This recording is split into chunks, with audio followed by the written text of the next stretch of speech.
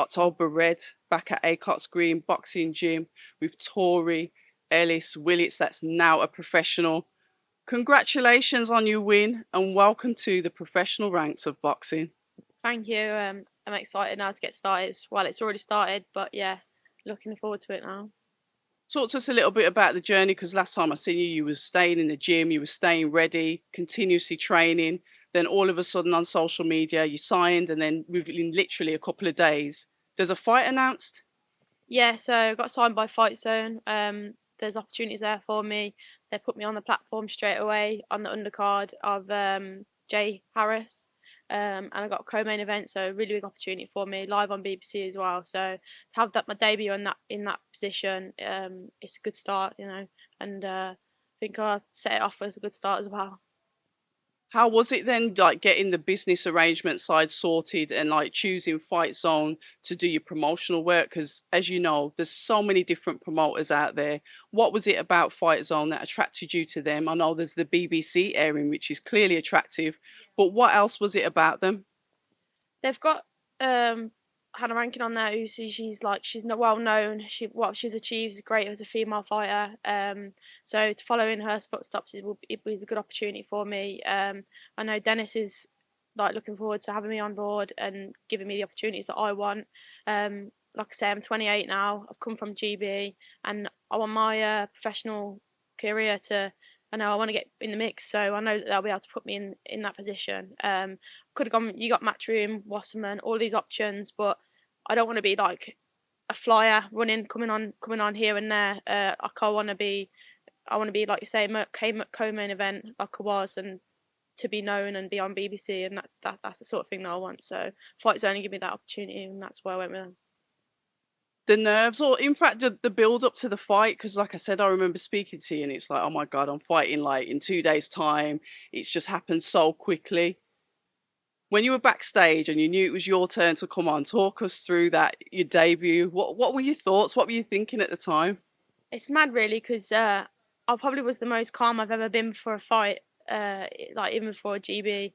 So I was quite calm, and I think it was because I was around a team that I trusted and with their support with me. I knew that I was in a calm and collected place. Like my head was in the right place, the build up was in the right place, everything was right. So I knew that I just had to go in there and perform. And I had Starla who was talking me through things, and just because he's obviously been there, done that. So it was good to have someone there like that just to keep me calm and like keep my head on me as well.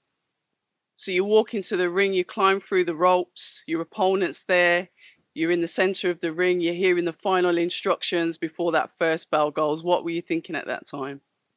In my head, I was thinking, right, you got 6 rounds. Like, pace yourself, because I know sometimes I like to just use the engine and work, work, work. But with the tactics that Max had, made sure like I had that in my head, and I went out there and just listened to everything I was being told to do. And I knew that once the bell was gone, then that's time, go time. So yeah, it was great. You got a stoppage, and I want to give a little bit of kudos, a little bit of credit to your opponent. For those of us that don't know who your opponent was, let us know a little bit about her and why it is important that you got that stoppage so early in the fight. Do you know, I wasn't even looking for the stoppage, because I knew that with my with being with Fight Zone, I've got things lined up, and I knew that I'd go straight into a 6 rounder fight. I want to be in 6 rounders, couple of 6 rounders, and then we're going into eights after like the fourth fight. So, I was thinking, get the rounds in, don't go for the stoppage, but these things happen. Obviously, the opponent, she's experienced, she's been against a couple of people that are well known. You got Nina Hughes. Nina Hughes didn't stop her, so she's obviously my weight. Shannon Ryan. Trying to think of some other people. I think I might be wrong about Shannon Ryan. I'm not sure, but there are some girls in there that have boxed her. Obviously, Ronnie Dean boxed her the week before. She's a couple of weights above me. There's a few well-known girls that have boxed her, and I happen to be like someone that stopped her within the third round as well. So that put me instantly ranked number 3, which I didn't expect. But these things happen. Obviously, in the women's division, it is a smaller pool, but from seeing like yourself, no ranked at all. You're an amateur, you're not even started yet, and then your first fight, you're already pushed up to number 3 in the rankings. How's that make you feel? Well, if Nina Hughes is world champion, and she didn't manage to stop that girl that I beat in my debut, then it's like good things for me really. So anyway, it's up and it's exciting because just shows that I'm at that level already. Even though people say I've not had that many fights. When you get that many fights, maybe you can start talking. I've had experience within GB, so I'm ready to take on that level when I can. The opportunity's there, I'll take it. So yeah, whoever, whenever. The GB experience, we can go back to that because Nina Hughes was also on GB. Did you box it the same way when you were there? No, so I've actually moved up from superfly to bantamweight, which I think suited me because I feel so much better, 10 times better, fueled, stronger, and just everything's just so much better. I think that's something that I should have done a while ago. Behind the doors, you struggle, but you don't let people know about that. But now I'm in a good place and I'm at the right weight, I reckon. So when you look at the fighters, you've mentioned there Nina Hughes, you've mentioned Shannon Courtney, there's these fighters that are at that weight that are suitable for you. What do you want to do to progress? Because you can, in the female boxing division, you can progress really quickly. I want to be fighting for titles. Yeah, so titles, positions, put me in the after my fourth fight. I want to be fighting for a title, like the British titles that's out now. I'd like to fight for that. Any titles really. Get myself out there. Shannon Courtney, I'd fight her. Fight Nina Hughes. Anyone. I'm not really fussed. Get me involved with it. Yeah. When we talk about levels of experience when it comes to the professional side of boxing, what is it in you? What is it in Tori that makes you know and believe that you beat those girls? Do you know what? I watched the fight the weekend, Nina Hughes title fight. Respect to both fighters. But I know that I was sparring Kate Healy, and I know that I'd have put up a good fight against Nina Hughes. And my engine, towards the end of the rounds with Nina Hughes, she was tiring her out, and then I knew that's when I'd go to work and I'd just work her. And I don't think she'd be able to keep up with me. Like you say, these sort of fights, you see them and you think, you know what, I'm at that level. So if I'm at that level, then why not put me in there with them? How easy or how difficult do you think it would be to put your name in the mix? Like I said, there's so many promotional companies now. There's so many different businesses involved in boxing. You are ranked number 3, so that pushes you up nicely in the queue. But you as a fighter, I understand you've got a management company, etc., etc. But how are you going to literally start to target those fighters that you believe that you can beat? Well, like I say, I've already had to start doing it. You start calling them out, you start speaking about it on social media platforms, you start asking and you start creating a scene and it draws attention. So the public want to see it. So if the public want to see it and you've got fans want to watch it, they want to watch an exciting fight, then they need to make it happen just as much as what I want to make it happen. And like you say, like I work hard and there's no reason why it can't happen. You mentioned there that your engine is something that will stand you in good stead. And I'm going to go back to Nina Hughes because that's the name that you've kind of like focused on. You've got that drive for her. How else do you see yourself beating Nina? My jab. She's not going to get... I'm taller than Nina at the end of the day.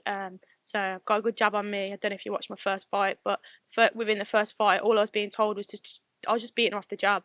That's all I was doing. And it weren't until we went into the third round, Max went, start putting your shots together. And then as soon as I started putting my shots together, she just couldn't handle it. The pressure, the engine, and my shots. Yeah, I'm a lot stronger as well now. So everything really, all rounder. So They say that power is something that you can't teach in boxing, but you've mentioned there that you're a lot stronger now. What have you done to improve that? And is it true that power can't be taught? Do you know what? I've been working with Des, I've known him for 10 years. I've been working with him when I was on before GB, and now going into professional things. He's always been supporting me, and we've built strength. I'm lifting twice as much as I was lifting on GB, so the lower body part is a lot stronger. People are probably seeing my lower half looks bigger, but you know what? It's where all the power comes from, and if that's stronger, then my punch is going to be stronger, and the power is going to be stronger. We love to hear it. I've got to ask, I want you to give your thoughts. You know, we spoke about the matchroom cards the other day. Actually, Shannon Ryan put on a really good performance. So your thoughts on that? She's a good girl. I've known her from the kickboxing background. Yeah, so she's a good operator. She's skillful. She's classy. She does it. She's comes across well and she presents herself well. She's an all-rounder, which is a good inspiration for other females looking up to other females in the younger generation. So having people like Shannon Ryan, it's good for other female fighters to look up to. And being on a Matchroom platform, I'm buzzing for her. I comment on a photo saying, "Smash it, go smash it," because I know her from when she used to do kickboxing, and we went to the Katie Taylor event together. We had a picture together then because it was years since we've seen each other. So just to see her now smashing it in the pro ranks, and then I'm following on with different weights as it is in a way. But yeah, it's good to see that she's smashing it. We absolutely love that. We're going to move on to the boxer card then, because I'm going to keep it with the females, because it's good to get females on talking about them and getting feedback of them from professional female fighters. So I'm going to talk to you about Caroline Dubois. Your thoughts on Caroline? You know what? I've seen the post of Michaela Mayer, and I say Caroline beats her. She's calm and collective. You know, she throws her punches well. She puts them together, and she doesn't do it like arrogantly, or she doesn't show about it. She just does her work, gets the job done. So I think her calling out Michaela Mayer, it's a good call, because why not? Like you say, these people, if you want to get somewhere, you've got to call them out. Likewise to me, if I want to get somewhere, I want to beat the world champion. Nina's the world champion, so that's what Caroline's doing, and a fair play to her. I hope she smashes it too. We're going to leave it there, but before I go, I just want to ask, when can we expect to see you out? And also to plug your socials and your sponsors, Tori. So hopefully end of July I'll be out. We was looking to be out early July, but we're just waiting for another date now. So ASAP, we're on it. We want to get as much fights as we can so we can start fighting titles. So you can find me on Twitter and Instagram, Tori Ellis Willets. And then I just want to shout out these from Nutritionist Prime, Health, Acocks Green, Des Fitness, Empire, Raw Sport, Avec, and MCS, which is my friend's company. So thank you. We love it. Until the next time, Tori, let's get some filming done in the gym. Hi, and thank you for watching October Red Boxing. Like, subscribe, and tap the bell for notifications. You can also find us on Instagram at October Red Boxing and on Twitter, October Red UK. And remember, at October Red, we stay ready.